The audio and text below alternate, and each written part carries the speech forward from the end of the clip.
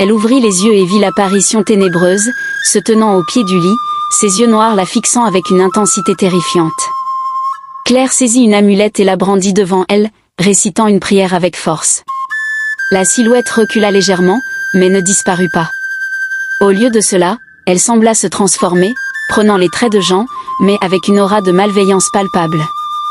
Le faux entendit la main vers Claire, sa voix résonnant dans un murmure sinistre. « Claire, rejoins-moi » La peur menaçait de submerger Claire, mais elle rassembla son courage et continua ses incantations.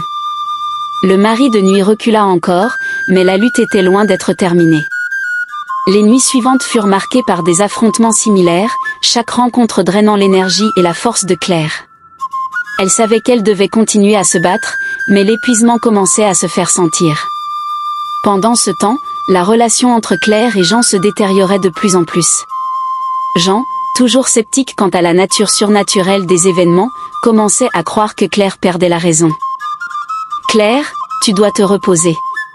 Ces choses que tu vois, ce ne sont que des hallucinations dues au stress.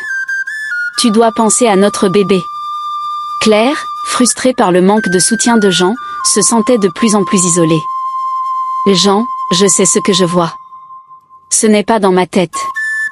Il est là, chaque nuit, et il essaie de prendre ta place. » Mais Jean, rationnel et pragmatique, refusait de croire à l'existence d'un esprit malveillant. Les disputes devinrent de plus en plus fréquentes et intenses. Claire, épuisée par les affrontements nocturnes et le manque de soutien, se tourna vers des amis et des experts en paranormal pour obtenir de l'aide.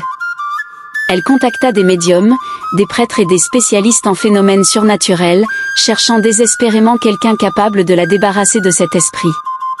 Un soir, Claire invita une vieille amie, Sophie, qui avait une certaine expérience avec les phénomènes paranormaux. Sophie arriva avec un sac rempli d'objets de protection et une détermination farouche à aider Claire. Elles passèrent la soirée à renforcer les protections de la maison, plaçant des talismans et traçant des symboles de protection sur les murs. Jean, bien qu'encore sceptique, observa en silence, voyant le dévouement de Claire et de Sophie. Mais malgré leurs efforts, le mari de nuit continua d'apparaître, chaque nuit plus menaçant. Les affrontements devinrent de plus en plus violents, avec l'entité tentant de plus en plus de prendre la place de Jean. Claire ressentait une peur croissante, mais aussi une détermination à protéger son foyer. Une nuit, alors que l'entité apparaissait à nouveau, Claire décida de confronter directement le mari de nuit. « Pourquoi es-tu ici ? Que veux-tu ? » demanda-t-elle, sa voix tremblante mais ferme. L'entité, prenant l'apparence de Jean, répondit d'une voix